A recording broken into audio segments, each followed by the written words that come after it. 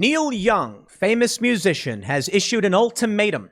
He sent a letter to his management saying that he wants Spotify to either remove Joe Rogan or take all of his music offline. Now, the letter apparently has since been deleted, and Neil Young is still currently on Spotify, so it seems like this was all bluster, all bark and no bite. And ultimately, Neil Young backed down when he realized you are not going to win. Now, Neil Young's famous. Popular music, lots of really big songs, hundreds of millions of downloads. But is Spotify going to give up a modern day massive celebrity with one of the biggest shows in the world and the biggest podcast in the world for an aging hippie? The answer is very clearly no. But a lot of people responded to the story saying, what happened to the hippie generation? These people were protesting the establishment. These people were demanding free speech. And now we learn the truth. I grew up on music like this. I wasn't the biggest Neil Young fan as a kid, but my parents certainly knew this music. And I did learn how to play Ohio on the guitar, because if there's one song, one popular, famous protest song you're learning, especially when I'm very much into punk rock, anti-establishment music, I learned how to play Ohio. When I would busk in the streets of Chicago, I would sometimes play that song. But you know what? Now I'm reminded of that quote. Michael Malice posted this. It's from, I think, Frank Herbert. When I am weaker than you, I ask for freedom because it is according to your principles. When I am stronger than you, I deny you yours because it's according to my principles. I have the actual quote. We'll pull it up, but that's basically the idea. We learn now, Neil Young, he never was this great protest mind. He never was anti-authority. He was potentially anti-establishment at the time. But this is the message that comes across with stories like this, and it's why it's so important. We talk about it. We share it. These people want power. They despise the system. They want power. Hey, where do we agree? I also despise the establishment. I despise the authoritarians. But you and I, while we say no to centralized authority and the oppression of people like Neil Young and his ilk, they act like they agree with us until they gain power, and then comes the boot. They are the same as the authoritarians in power. The difference is they're not yet in power. And these are the people that must not be allowed to gain power. I know this guy. He's a hacker, an Antifa type. And I remember standing side by side with this gentleman as we complained about the authority, the establishment, the manipulation, the denial of speech and rights, and the violation of the Fourth Amendment. Today, he advances the exact opposite causes. And I asked him, how did you change so much? You used to want freedom. You used to believe in free speech. You used to complain to the government violating our constitutional rights. And this man said to me, you misunderstand, Tim. You misunderstood. I was never on your side for freedom. I was on your side because you helped me gain power. Right. When we go back and we look at police brutality videos, when we look at my criticisms of police brutality, it's always under the pretext of people's freedoms. A police officer should not be judge, jury, and executioner. But for these people, for these leftists, for these authoritarians, for people like Neil Young, they simply protest because they're not the ones with the power. And this story this is easily exemplified when you watch Black Lives Matter call the police on people they don't like and cheer when people get arrested. It's exemplified when Antifa stands behind the police line as the cops push back right-wing protesters. They love it when the police are on their side. Do not let these charlatans like Neil Young trick you. He has only ever been about appeasing his tribe, the cult, the establishment, and once they gain power, they will wield it, and they will wield it with malicious intent. But Neil Young loses this fight, and fortunately, someone like Joe Rogan, who actually exemplifies not wanting to be a centralized authority and wield authoritarian power. And it's an unfortunate circumstance. Joe Rogan wins. That's good.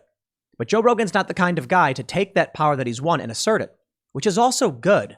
But the challenge is, man, how do you deal with the evil people who would do the opposite when we liberty-minded people are unwilling to wield power to do anything to stop the evil people? It is a great conundrum of our time. Let me read these stories for you. I want to go through some history and talk to you about what's going on with Neil Young, Joe Rogan, Spotify, and the liberal awakening. Bill Maher coming out saying that we're done with COVID. Barry Weiss said it, but he also mocked the idea and gave an interview about it. You may be thinking that Bill Maher is finally waking up. I assure you he is not. He is a fair weather friend. And people are like, it's good that Barry Weiss and Bill Maher are speaking out against this stuff. And I'm like, yes, to a degree, but never forget who stood by your side when you were questioning why your rights were seized from you, why your businesses were destroyed. There are people who believe in freedom in this country, and they have never let go of that. Joe Rogan is one of them. And I'm not here to just puff up and tout Joe Rogan. I'll give a shout out to Steve Crowder. I'll give a shout out to Styx Hexenhammer. I'll give a shout out to people like Jimmy Dore. There have been many people since the beginning have stood next to the working class and says these restrictions are destroying lives. And it was not the likes of Bill Maher, nor is it the likes of Neil Young. Let's read this story. Before we do, head over to timcast.com, become a member if you would like to help support our work and allow us to expand. Yeah, I'm really riled up by this stuff, man. I'm riled up by the Neil Young stuff because it feels like a betrayal. I grew up with all the hippie stuff. You know, I grew up hearing about, we push back on the evil authoritarians. We push back on those who would bomb kids. And then you learn when you get older, they spit in your face. Well, you want to know what drives me? It ain't money. It's pushing back against the charlatans, exposing the deceivers, and standing up for the rights of the little guy, standing up for our freedoms, being rational, being honest, and allowing you to decide for yourself how you should live, and that the centralized power must be shattered. If you want to support my work, go to timcast.com, become a member, and you'll get access to all of our members-only segments of the Timcast IRL podcasts, and you will be helping support all of our journalists. And my goal, I don't speak in ifs or maybes. I don't try, I do. We will become a massive media enterprise. We are expanding. We are hiring more people. And I will do whatever it takes to stop these zealous cult members who want to steal power. You know what I want to do? I want to skate. I want to ride my electric bike. Get some fresh air. I want the world to be a better place. And I want you to make the right decisions for you and your family. And I don't want to make those decisions for you. I don't want any power over you or anyone else. These people do. Don't forget to like this video, subscribe to this channel, share the show with your friends. Let's expose the charlatans. From Rolling Stone, Neil Young demands Spotify remove his music over false information about vaccines. I'll tell you what I would do. If I was at Spotify, and I had just spent $100 million on Joe Rogan's podcast for the exclusive broadcast rights, and homeboy comes to me and says, take my music down, I would say, no problemo. And then what? No, please don't remove my music. I want to be relevant. No, sorry, buddy. You made the request, and I am happy to oblige. You come to me with an ultimatum and say, do as I want, or else, I say, the door is right there. I don't play these games, and I hope Spotify doesn't either. They can have Rogan or Young, Neil Young wrote in a letter. Neil Young posted a since-deleted letter to his management team and record label demanding they remove his music from Spotify. I am doing this because Spotify is spreading fake information about vaccines, potentially causing death to those who believe that it's information being spread by them. Please act on this immediately today and keep me informed of the time schedule. I want to let Spotify know immediately today that I want all of my music off their platform. They can have Rogan or Young, not both. How about this? Let's go back to the 1970s when you were writing protest songs to fame and fortune. And let's say this, Neil Young should have his music purged from these stores because his anti-American message during a Cold War is risking our lives and our nation. You see, anyone can abuse authority. I actually like the protest music. I hate the wars. I like the idea of people standing up to the machine and saying no. But how dare you come in and say Joe Rogan should be banned from this platform because I don't like his ideas. A lot of ideas are dangerous. Dangerous ideas made the United States. With an estimated 11 million listeners per episode, JRE, which is hosted exclusively on Spotify, is the world's largest podcast and has tremendous influence. Spotify has a responsibility to mitigate the spread of misinformation on its platform, though the company presently has no misinformation policy. That was from the open letter that Rolling Stone says 270 doctors, physicians, and science educators. Don't forget podcast hosts, veterinarians, and a dentist. The letter was a hoax.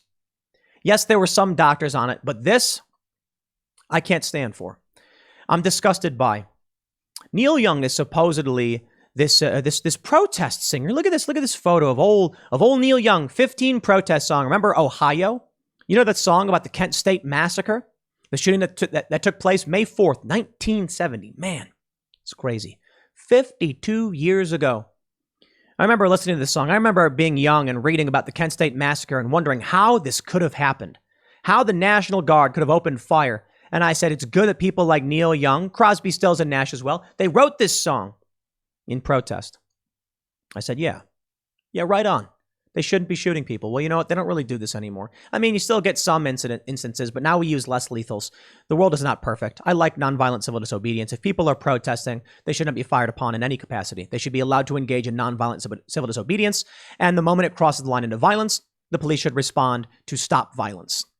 But it's always got to be proportional. After the gold rush, Southern Man, Alabama.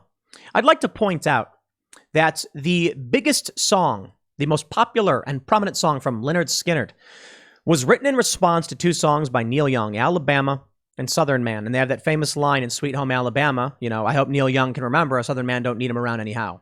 Because Neil Young had written about the South.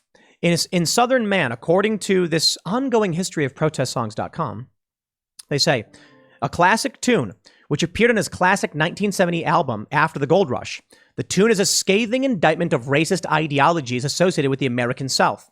It addresses the long-lasting wounds of slavery and the need for reparations. Quote, I saw cotton and I saw black, tall white mansions and little shacks. Southern man, when will you pay them back? Interestingly, we jump over to Sweet Home, Alabama, the Wikipedia entry. This is actually pretty interesting. Sweet Home Alabama was written in answer to two songs by Neil Young, Southern Man and Alabama. Because the songs took the entire South to task for the bloody history of slavery and its aftermath. We thought Neil was shooting all the ducks in order to kill one or two, said Ronnie Van Zant at the time. The following excerpt is the Neil Young name check in the song Sweet Home Alabama. He says, you guys know the song, but I really want to say it. Well, I heard Mr. Young sing about her. Well, I heard old Neil put her down. Well, I hope Neil Young will remember a Southern man don't need him around anyhow. In Young's 2012 autobiography, Waging Heavy Peace, he commented on his song, my own song, Alabama, richly deserved the shot Lynyrd Skynyrd gave me with their great record. I don't like my words when I listen to it. They are accusatory and condescending, not fully thought out, and too easy to misconstrue. In another part of Sweet Home Alabama was also controversial in reference to George Wallace, the governor of Alabama and noted supporter of segregation. In Birmingham, they love the governor, boo, boo, boo. Now we all did what we could do.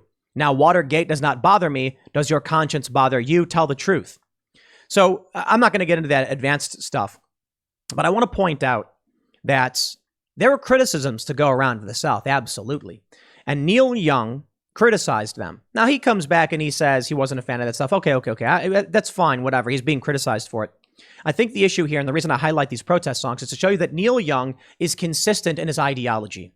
He is a consistent supporter of what Black Lives Matter is espousing, for the most part, because I don't think the dude actually read what Black Lives Matter espouses.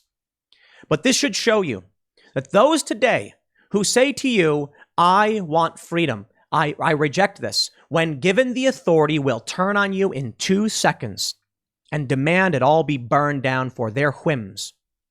Neil Young's ideology is consistent. I have right here Spotify.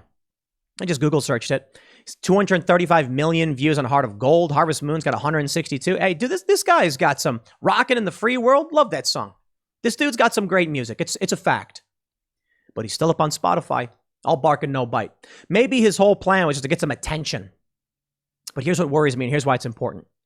A quote by Frank Herbert. When I am weaker than you, I ask you for freedom because that is according to your principles. When I am stronger than you, I take away your freedom because that is according to my principles. And that's why I think this is so important. Joe Rogan. He's a guy who's got a show. He started a show. He talks about stuff and people want to listen to it.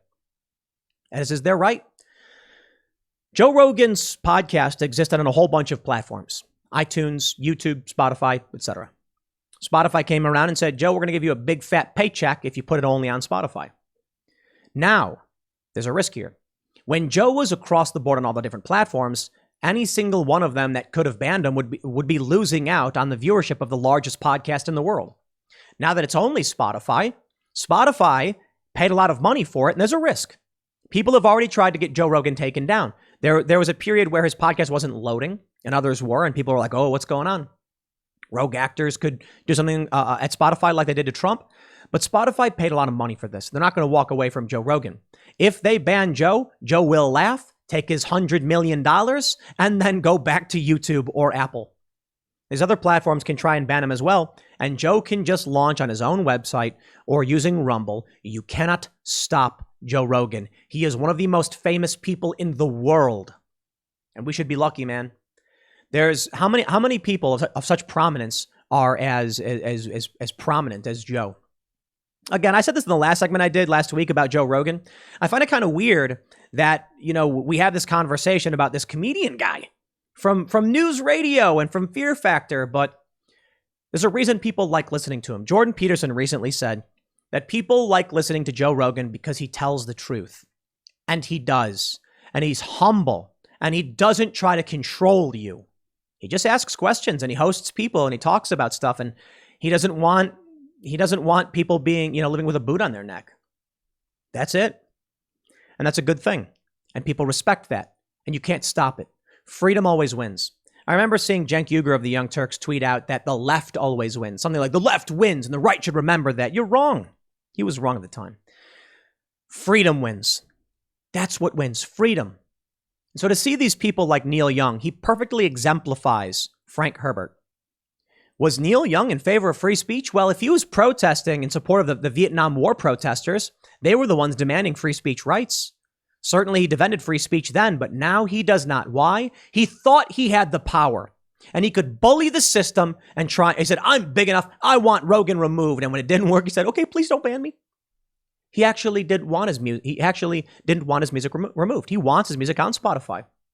He wants it there because he knows that's the place to get your music listened to. Now, he tried getting his music removed from the past, and then he learned it's either that or nothing. You see how pathetic these people are, how spineless they are. He never actually intended. There's no principle here. If it were me, I'd be like, take it down. I don't care. I'll stand by what I believe in. This guy won't. He just wants power. And that was always the case. All of these songs were exploiting the cult, the left, the tribe to make money, as we see today. Which brings me to another good example of this. Let me give a reminder to Mr. Young. I hope Neil Young will remember. These big tech platforms don't need him around anyhow. Twitter rival Mastodon isn't safe from online mobs either. The mass reporting of actor Will Wheaton prompts the platform to examine its moderation tools. Will Wheaton. He said, you ban Alex Jones or I'm going to quit Twitter. And Twitter was like, bye-bye, we don't care. Yeah, these big tech platforms don't need any of you. They're simply trying to maximize their audience. And if Joe Rogan's going to bring in a large audience, they ain't giving it up. They don't care about you. But you know what? Will Wheaton doesn't care about you, and Neil Young doesn't care about you either. These are just whiny babies who want to assert authority over you and take away your rights of association, speech, freedom of the press. And they lose. Now, there may be a lot of censorship going on, but I ultimately think we're going to win this one. You can see how people are waking up. This is a story that broke over the weekend, last Friday. I'm over COVID. Bill Maher says Americans shouldn't obediently follow all doctors' advice. Now, am I going to sit here and just sing the praises of Mr. Bill Maher with all of these people, these conservative personalities, these independent personalities saying, oh, Bill Maher, it's good. He's finally coming around. People are waking up. Barry Weiss comes on and she says, I'm so done with this. I ain't playing that game. I'm not. Bravo for them speaking up. I'm glad it happened. It's a good thing for sure. But let me just remind all of you that when it comes to principle, these people are nowhere to be found. And when it's clear they're losing, like Neil Young did in his stupid ultimatum, they come back and act like I was here all along. Who stood by? Who stood by the working class when the businesses were being destroyed, when people's lives were being shut down? Was it Bill Maher? Was it Neil Young? Was it any of these Antifa activists? 'Twas not.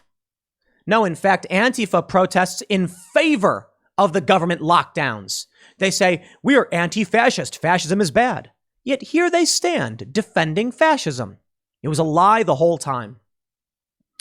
So I can be happy that, I can say this. Bari Weiss and Bill Maher, they're good for speaking out against this, but they're late to the party, right? A lot of people have said, look, we were having these conversations 18 months ago. We talked about this last night on the Timcast IRL podcast. But I don't even believe that. I don't believe they're late to the party. I think they know. I think they're just concerned about what's safe to say. I've certainly been on gotten the short end of the stick when it comes to criticizing, my own audience or conservatives or Trump. Luke felt it. Luke on IRL was critical of Trump and people started yelling at him in the comments section. But we don't play those games. We're not here to pander to an audience. If I'm going to criticize someone, I'm going to do it. I criticized Andy No. Oh boy, were people mad. Thumbs down, thumbs down. Don't you dare criticize him. If I got criticism, I'll do it. Admittedly, I apologize for being a little crass in my criticism, but I stood by it. And I said this to Andy himself when he came on the show, because we're adults and we can have disagreements and carry on. I said I thought it was a bad idea for you to personally go down into these Antifa protests when the work you do, you're the preeminent reporter, most prominent reporter covering this stuff, and you risked your life for this one small protest. Sorry, I thought that was a dumb idea. Andy stands by it, and I respect him for doing so. I respect him for his work. And I'm willing to have all these people yell at me or whatever. So be it. We don't play that game. I stand by what I believe in. I got a lot of Trump supporters. They don't like me. They criticize me over my stance on the election. If I believe something, if I get evidence for something, I'll talk about it. I try to be as honest as humanly possible. Sometimes we have to lie. That's a fact. We lie about whether or not, our significant others look good in that dress. Sometimes information has to be withheld from people. That's an unfortunate reality. But I'm talking about people's addresses. I'm talking about sources. We try to make sure we maximize good, minimize harm, and protect people. And this means that sometimes an honest person will tell you there are lies. Now, for me, when it comes to news, when it comes to behind the scenes stuff, you're not going to get it from me. I'm not going to lie about this stuff. In the event there's a security issue and we have to, protect certain information, there will be information omitted. And to a certain degree, we'll only give out a little bit. But I find that normal. Unfortunate. I wish we could live in a world of pure honesty. A lot of people like to mention, I think, who was it? Was it Marcus Aurelius? Could be wrong about this. If it is not true, don't say it. Something like that.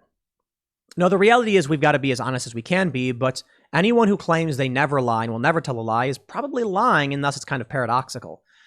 I think any honest person recognizes that sometimes we're not completely honest. I remember Tucker Carlson said something to this effect, and the left ran out and said, aha, Tucker Carlson admits he lies. And it's like, fairly honest of him, I suppose. When I look at the Bill Maher, Bari Weiss stuff, I can see the good. That we are winning. The people who believe in freedom are going to take the day. That those of us who stood by the small businesses, pushed back against the Amazons, the Bill Gates, the whatever, we're going to win this one. No thanks to people like Bill Maher, who stood back and waited until it appeared there would be a clear victor and then switched teams. It's despicable. Now, maybe he's just a moron. Maybe he's just out of the game and doesn't pay attention. Okay, fine. Maybe Bill Maher hasn't been paying attention to the news. All right, then he's ignorant. But we're starting to see people wake up, and it's a good thing. Not everybody is a fair weather friend like Bill Maher or Bari Weiss. Look, I got no beef with either of them. I certainly respect them coming out and saying this. I just think it's fascinating that someone like Bari Weiss or Bill Maher could have access to all of this information, could completely understand, the realities of politics, have every opportunity to read the news, say nothing, not speak out. I mean, Bari Weiss knows the intellectual dark web. She knows Joe Rogan. She's listened to what he said. Has she not tried to even fact check a word he said? Bill Maher certainly does as well. Sorry, I don't believe it. I believe we have people who want power, who lie, cheat, and steal to get it. We have these faux liberal types who just go along with the tribe because it's acceptable, and they're scared their audience will revolt. Have a spine, Bill. It took you a long time to finally call out Dr. Fauci, who said in November of 2020, it's time to do as you're told. And only now, Bill Maher comes out and says, don't you tell me what to do. Haha. Yeah, everybody left the room, Bill. No, but look, I get it. It's a good thing he's speaking out. Fine, thank you. But I don't trust him. I don't think his show is worth watching. I think, a lot of people don't like it when I say, follow independent media.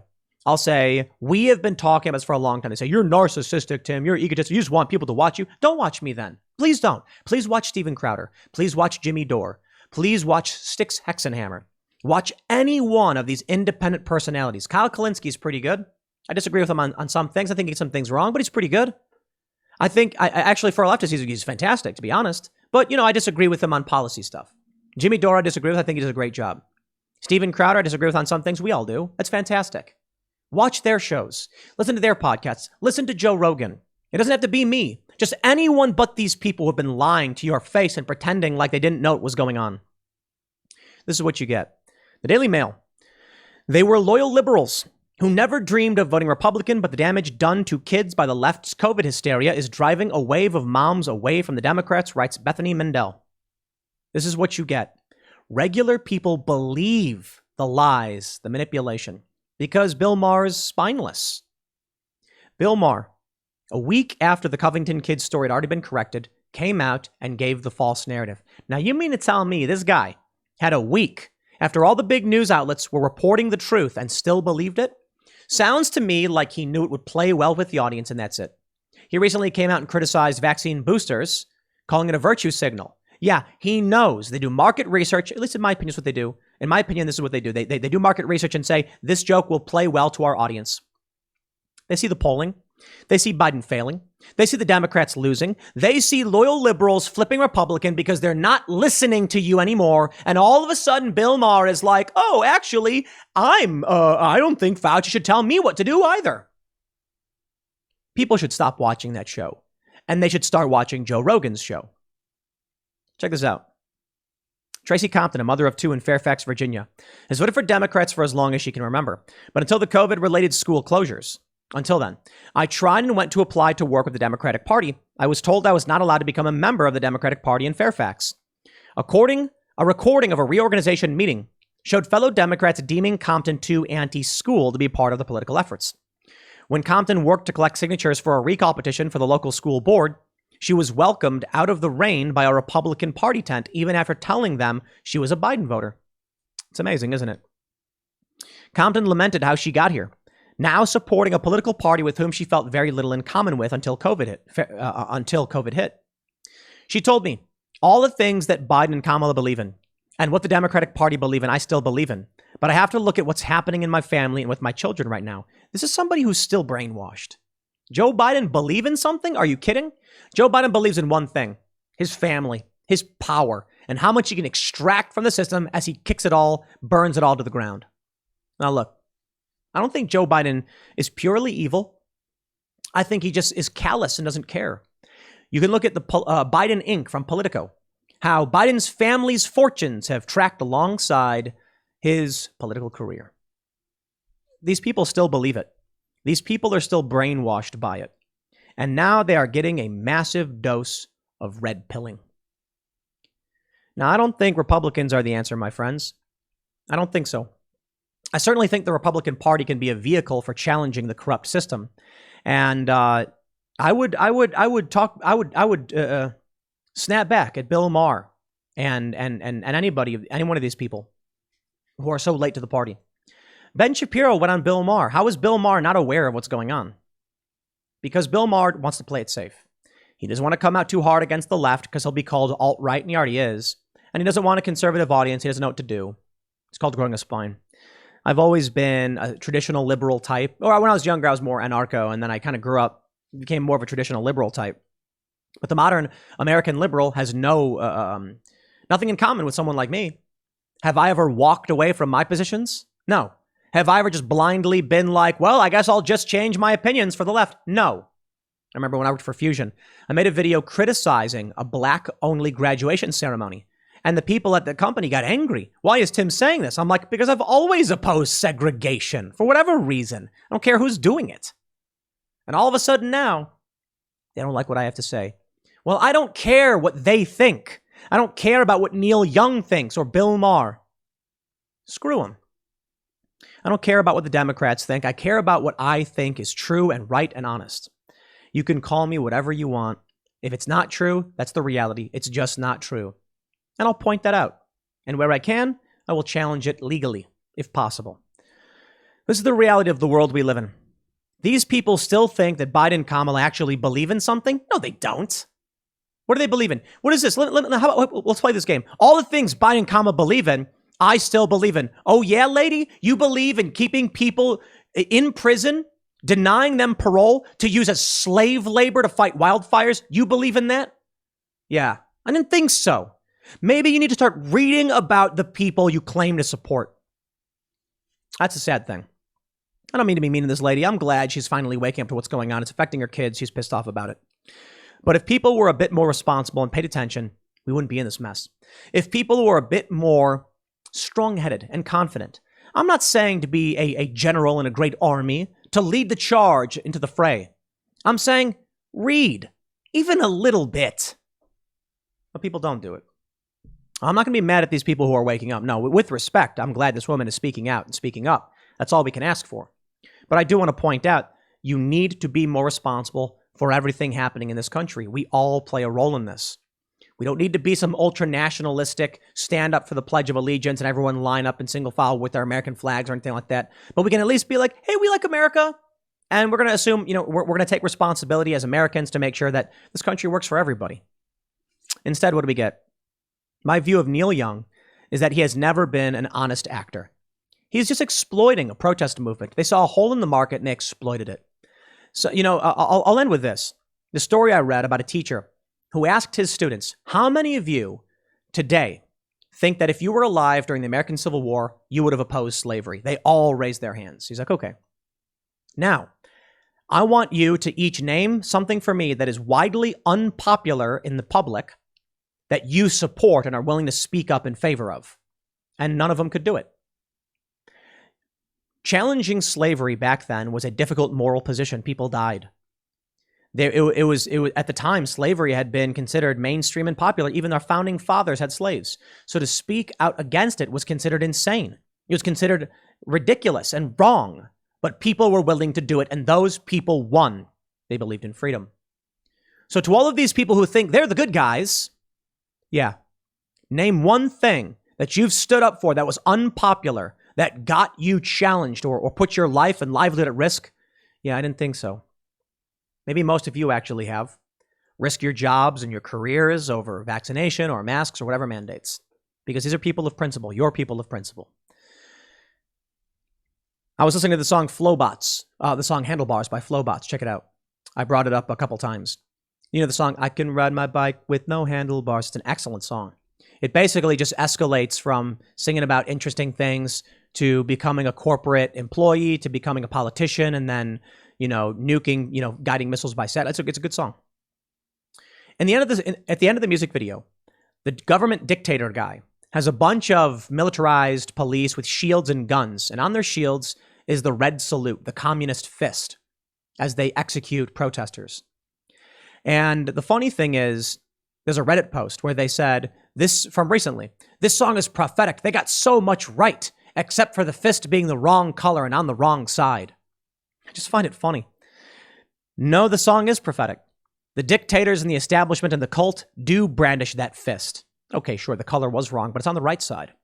And perhaps that's what the song was criticizing, the communist governments that killed their own citizens. But these people can't see it because they're in a cult. So as to our good friend Neil Young, I hope he can remember Spotify don't need him around anyhow. And so he backs down. He never really meant it. I'll leave it there. Next segment's coming up at 8 p.m. over at youtube.com/TimcastIRL. Thanks for hanging out, and I'll see you all then.